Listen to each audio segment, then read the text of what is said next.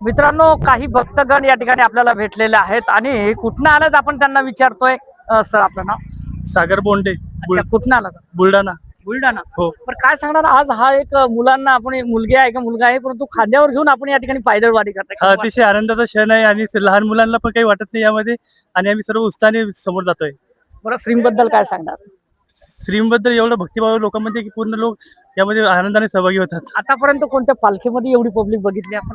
नाही, आतापर्यंत कोणत्याच पालखीमध्ये एवढी नाही जेवढी खामगावची शेगाव पायी वारी जाते. बरं, आज या ठिकाणी गजानन महाराजांकडे काही साकडं वगैरे साकडा आहे, काही मागणी वगैरे आहे, काही प्रार्थना करणार? गजानन महाराजकडे एवढीच मागणी आहे की सर्वांना आनंदाने आणि पूर्ण चांगलं सर्वांचं कल्याण होत आहे. आपण कुठून आलात? बुलढाणा. अच्छा, बुलढाणा. बरं, कसं वाटतंय आजचं वातावरण? खूप छान वाटत आहे. खूप छान वाटत आहे. खूप किती वर्षापासून येत आहे मॅडम? 2 वर्ष. 2 वर्षापासून. बरं, आज कसं वाटतंय नेमकं? आज प्रसन्नही वाटत आहे आणि चालायला अधिकच मजा येते. बरं, युवक आणि युवतींना काय संदेश देणार आजच्या दिनी? वारी करायला पाहिजे, सगळ्यांनी आनंदाची वारी करायला पाहिजे आणि या आनंदाच्या क्षणात या सुखात सामील व्हायला पाहिजे. मित्रांनो, अशा पद्धतीचं वातावरण या ठिकाणी बनलेलं आहे. सर, आपलं नाव? ज्ञानेश्वर बोंडे, अच्छा, कुठून आलात? बुलढाणा. अच्छा, बरं, कसं वाटतं आजचं सण? एकदम आनंदाचा आणि सुवर्ण क्षण आहे. या वर्षीची पब्लिक दरवर्षीपेक्षा निश्चितच जास्त आहे. अच्छा, बरं, काही साकडं वगैरे गजानन महाराजांकडे? गजानन महाराज चांगला पाऊस पडू दे आणि बळीराजाला सुखी ठेवू दे. माझं नाव श्रीकृष्ण ढोरे. आज हा जो पोहा वाटपाचा कार्यक्रम कोणत्या मंडळाच्या वतीने होतो? हा मोर्या ग्रुप टाकळी विरो.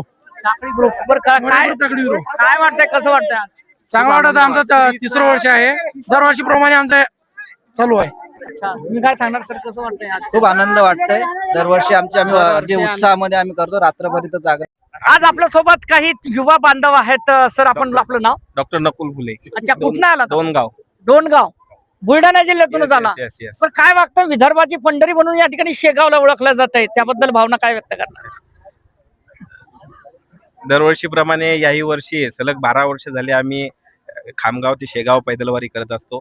निश्चितच आम्ही वैद्यकीय क्षेत्रामध्ये असल्यामुळं सर्वजण आम्ही बिझी असतो, परंतु UG पासून आतापर्यंत 12 वर्षामध्ये कधी खंड न पडू देता आम्ही सतत खामगाव ते शेगाव ही पैदल यात्रा करत असतो. निश्चितच एक उत्साह आणि संत गजानन महाराजांवर असलेली आमची निस्सीम भक्ती या निमित्तानं आपल्याला दिसून येत आहे की दरवर्षीप्रमाणे याही वर्षी भक्तांचा जो उत्साह आहे, भक्तांची जी गर्दी आहे, दरवर्षीप्रमाणे वाढतच आहे. निश्चितच आपल्या सर्वांना आजच्या या दिनाच्या खूप साऱ्या शुभेच्छा देतो आणि दरवर्षीप्रमाणे याही आपण वर्षी किती लोक आलात? आम्ही जवळपास 7 जण आहे सर. म्हणजे दरवर्षी येणार?